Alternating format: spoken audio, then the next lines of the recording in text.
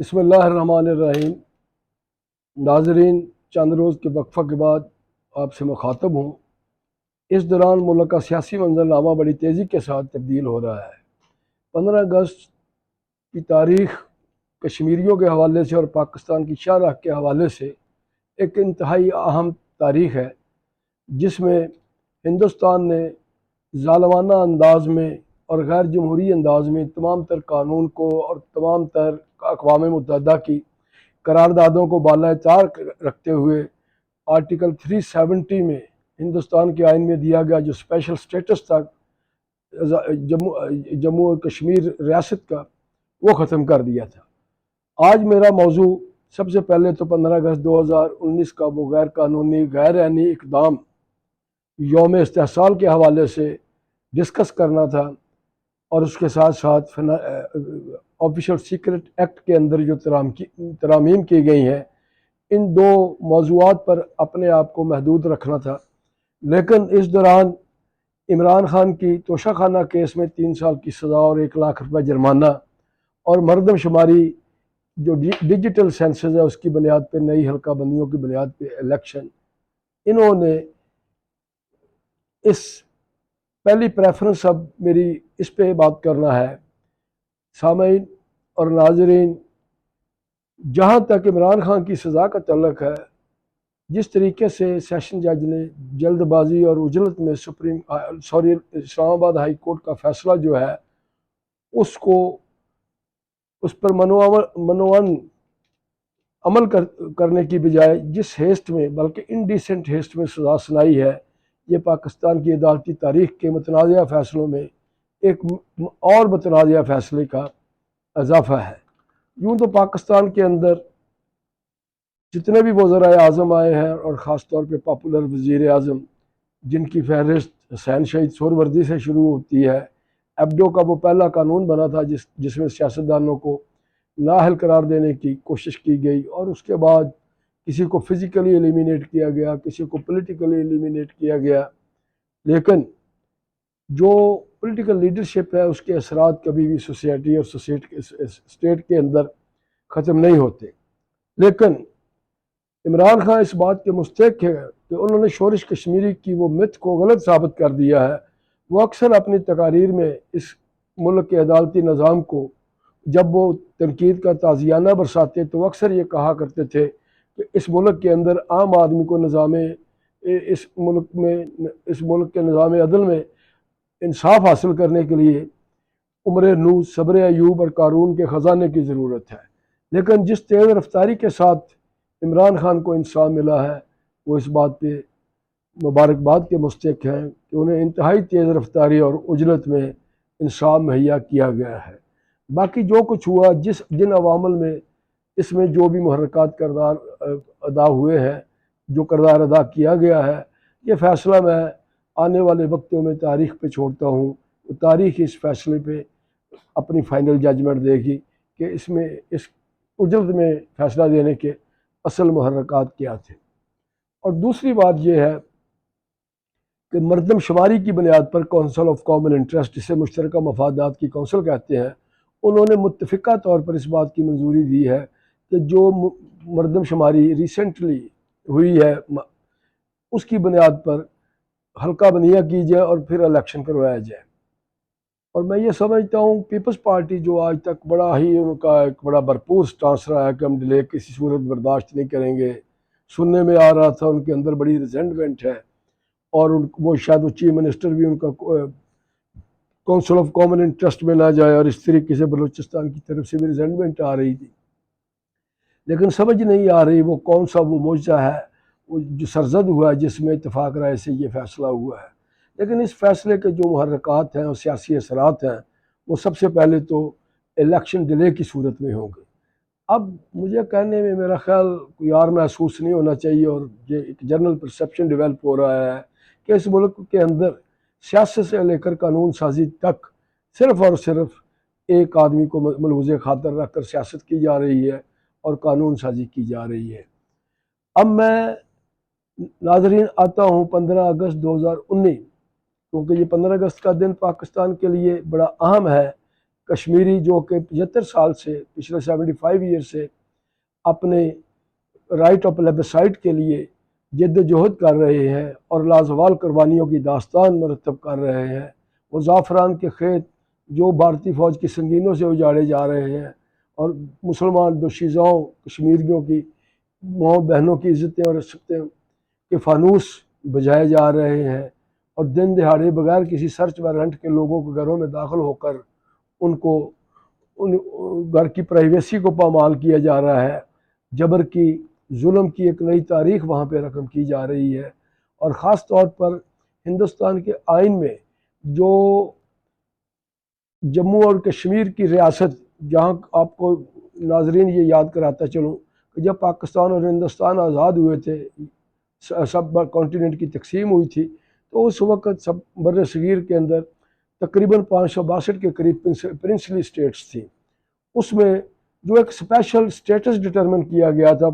ہندوستان کے آئین میں، وہ صرف اور صرف جموں کشمیر کے علاقے کا تھا۔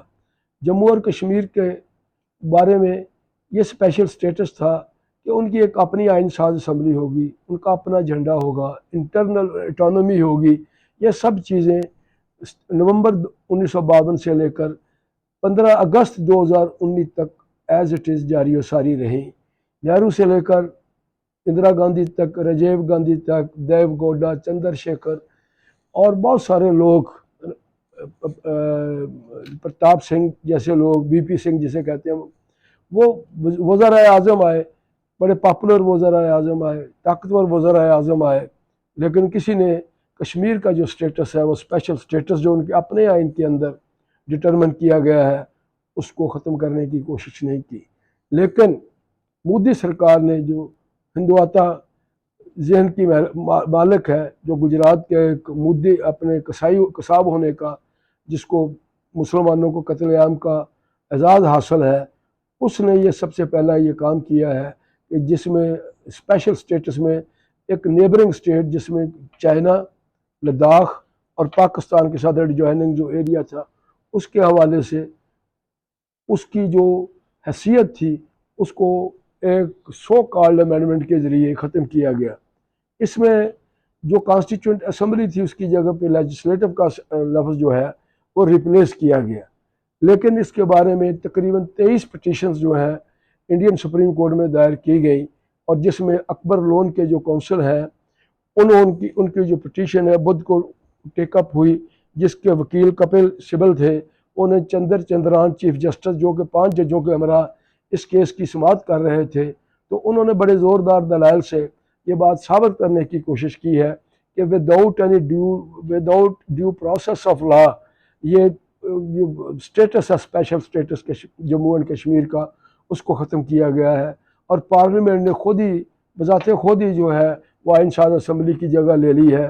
اور جو گورنر نے ریکمنڈیشن بھیجی ہے، اس میں کوئی پبلک کی ول بھی ریفلیکٹ نہیں کر رہی تھی۔ اس لیے یہ سارا ایک یونیلیٹرل ایکشن ہے، جس نے انڈین یونین جو ہے اس کی بنیادیں ہلا کر رکھ دی ہیں۔ لیکن یہ کیس ابھی زیر سماعت ہے، دیکھیے آگے کیا ہوتا ہے۔ جہاں تک ان کے اکبر لون صاحب کے وکیل کا تعلق ہے، انہوں نے اپنی ہندوستان کی جو کانسٹیٹیوشنل لیگل ہسٹری کے ساتھ ساتھ پرنسلی جو اسٹیٹس ہیں ان کی ہسٹری کو بھی الیبوریٹلی ڈسکس کیا، اور یہ بتایا کہ یہ صرف اور صرف جو اسپیشل اسٹیٹس کشمیر کا آرٹیکل 370 کے حوالے سے ڈٹرمن کیا ہے، یہ 550 سے زیادہ ریاستوں میں سے صرف اور صرف جموں اینڈ کشمیر کا ہے۔ تو ناظرین، اب اس کے بارے میں خود مودی سرکار جو ہے، اس نے کشمیر سے بھی بڑھ کر شنگھائی کانفرنس میں ایک بڑی متنازعہ بات کی ہے، جس میں خاص طور پر انڈائریکٹلی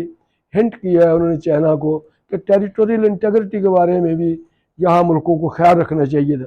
اس کے حوالے سے شاید ان کا جو اشارہ تھا وہ سی پیک کی طرف تھا، جو گلگت بلتستان کے اندر سے گزر رہا ہے۔ میں سمجھتا ہوں پاکستان کی فارن پالیسی جو ہے، فارن آفس جو ہے، پاکستان کے فارن منسٹر کو فوری طور پر ان متنازعہ باتوں کا سخت نوٹس لینا چاہیے، اور خاص طور پر پاکستان کے بارے میں وقتاً فوقتاً جو نازیبا